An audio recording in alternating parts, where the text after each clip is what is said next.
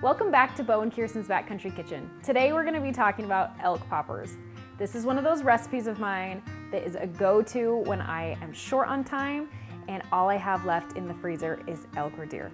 You can also use this on any kind of red meat that you want. You could probably use buffalo, moose, and then also just your regular beef. So let's get started today. I am going to put on gloves, not because I'm squeamish of meat in any way, but because I don't want to have to stop and wash my hands. Today we are going to be using some elk tenderloin that we processed from our last elk. And what I'm going to do first is I'm just going to cube it up into bite-sized pieces. While I'm cubing it, I want my pan to be getting warm. So I'm going to put about a third stick of butter into my pan and get that heated up pretty quickly. Want to melt the butter, but we don't want to have a really high temperature. So, cool. All right, now that we have our pan started, we are going to go ahead and cube up our steak meat here. You just want to do it into bite-sized pieces. There's no right or wrong way. It's just going to change your cooking time if you cut them larger. I like to cook mine to a medium rare, so I like them a little bit thicker rather than a little thinner, just because then you tend to overcook them less often. So I'm just gonna cut this up. Now that classic purplish elk color used to really freak me out, but now I think it's kind of cool. It's a little bit trickier to tell when elk is cooked through, because when you open it up, if you're used to looking at beef, can deceive you. All right, so we're just gonna cube these into about 3/4 inch cubes is what I'm doing. But like I said, you can do them any size.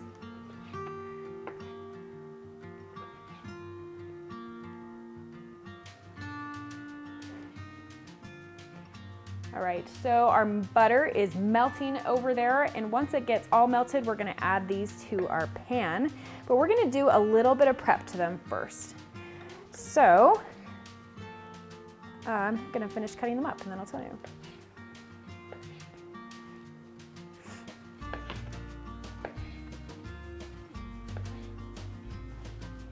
All right, now that we have them all cut up, what you wanna do is get yourself a little Ziploc bag. And in our Ziploc, we're gonna put our coating. So for our little mixture here, I just have flour, salt, and pepper together. I'm gonna add that to my little Ziploc, throw all of my meat in there, and then I'm gonna give it a little shake to get it all covered in flour and salt and pepper.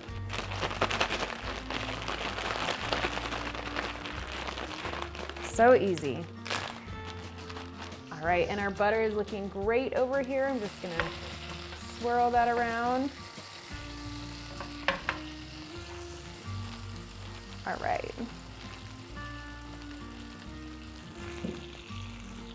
We'll drop our little bite pieces in there, and then we're gonna get one of our sides ready. So you can cook more things in the pan than just your meat if you want to. And you also don't have to use just butter. I put butter today because I prefer asparagus cooked in butter rather than in oil. I think it has a better taste to it. You can also do some like aromatics down in your butter if you want to. That would be like garlic or shallots or onions if you want to use that to season your meat and asparagus so it has kind of a consistent flavor. That usually ends up working really well.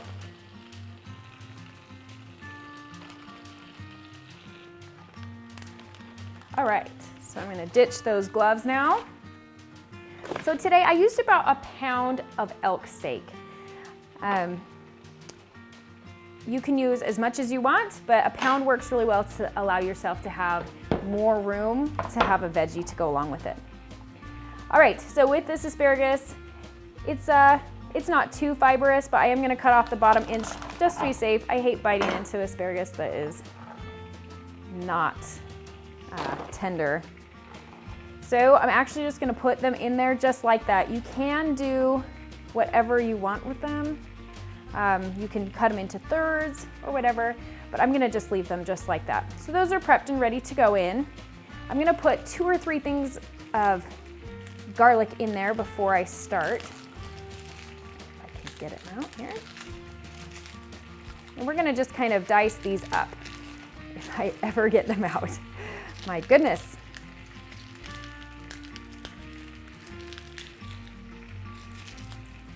I'm gonna use 3 cloves of garlic.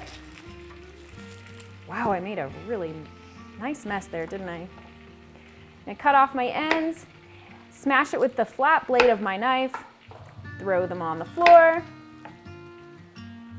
Just kidding. All right.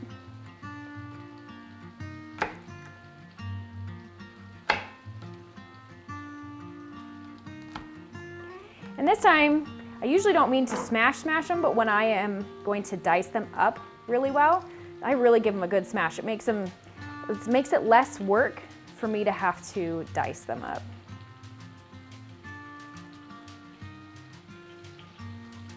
Since I dropped my third one, we're just gonna do 2.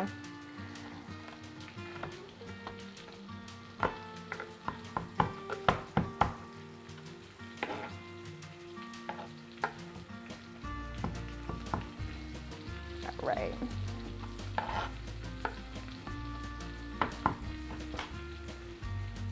That'll work. I'm gonna throw that garlic in there. And once I start to smell the garlic, it's time to put the asparagus in. I'm gonna get our nice little spot made for our asparagus.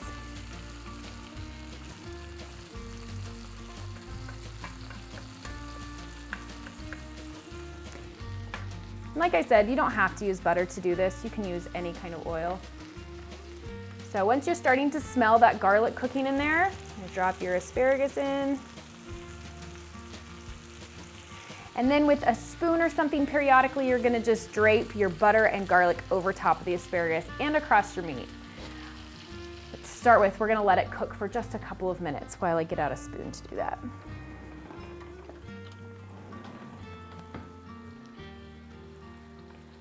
By minutes, I meant 10 seconds. So I'm gonna just lift that up, get that extra butter, toss my garlic up over the asparagus. And if you find that you're running out of butter, just throw some more in. So I am a little shy on butter. I'm gonna put in a little bit more.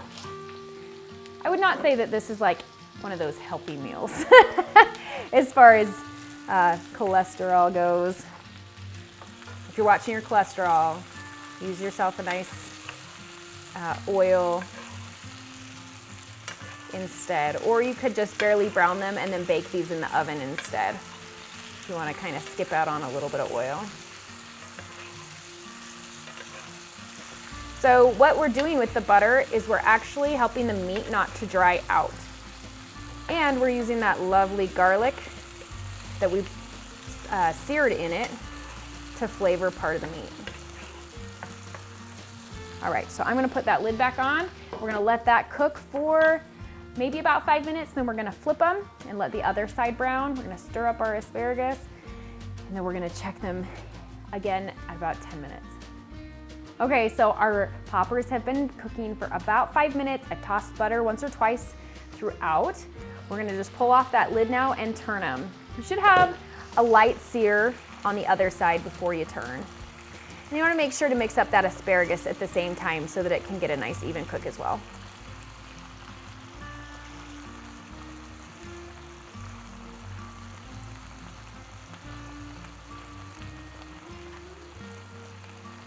Some people like to really put a spatula in there and flip them all at once, but I like to flip them one by one so that I know that each piece is cooking on the correct side. Otherwise, you almost always end up overcooking your meat. We do the same thing with chicken. Chicken dries out so easily when it's overcooked, but if you get it just to barely cooked, it tastes so much better than if you flip it all, just turn it around and keep cooking it until every last piece is done.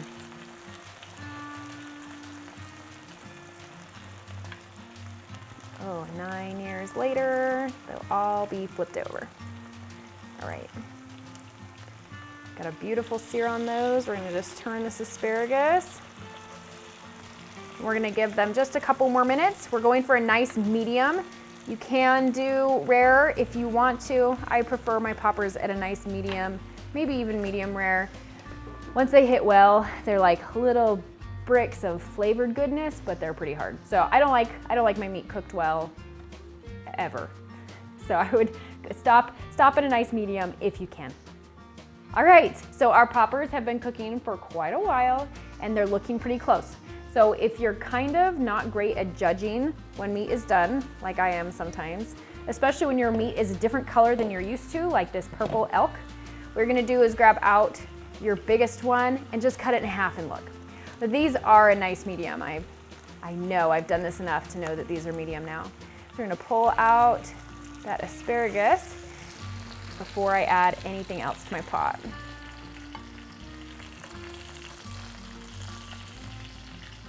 And if you want to pull this out and drain it, that's totally fine. There might be a little extra grease on there. So before these are done, what we're gonna do is we're gonna take a little bit of seasoning salt and we're gonna just sprinkle it over all of them. And the reason you don't do this beforehand is because the seasoning salt kind of gets lost and we want it to be kind of bold on there. You could also replace that with a different thing. If you want to do a garlic herb or some nice fresh herbs or something on top, I would do it at the end so that the flavors don't get lost. Also gonna crack a little bit of fresh pepper on our asparagus, a little bit of salt. And then the last thing that we're gonna do is a little bit of soy on each one. This is why we took our asparagus out, because we don't need our asparagus smelling like soy. You can use a dropper for this if you're like, how are you gonna get one perfect drop on each piece? It doesn't have to be one perfect drop. Just put a little tiny bit of soy on each one before you pull it off. All right, and our last thing, we're gonna squeeze some lemon. Always squeeze lemon into my hand. That way I don't have to pick the seeds out. Got yourself a nice seed catcher. I'm gonna dish these out onto the plate and they are done. So easy, it's so fast, and it's so yummy. Especially if you have meat that's kind of gamey. This recipe usually hides that pretty well. I've never had any complaints. Now you might be wondering to yourself, why do you call them elk poppers? And just like any of the other strange recipes we make, they don't have a name, so we sit around and usually what we're doing is what they get named as. So this time we were eating popcorn. I'm like, oh, these are kind of like popcorn. You just like keep popping them in your mouth, you know? That's how they got their name, Elk Poppers. So there you have it. That is it. I'm gonna turn that pan off. We are finished. And you can also serve it with your favorite grain if you want to do a pasta or a nice fresh bread. That's it. All right, that's it, you guys. That was Elk Poppers. It's so easy. I know you can do it at home. It's a great recipe for any kind of meat that you want to try. Try it out. Let me know how it goes. If you have any other modifications, I want to hear them because this is such a fun, versatile recipe. We will catch you guys next time on Bo and Kirstin's Backcountry Kitchen.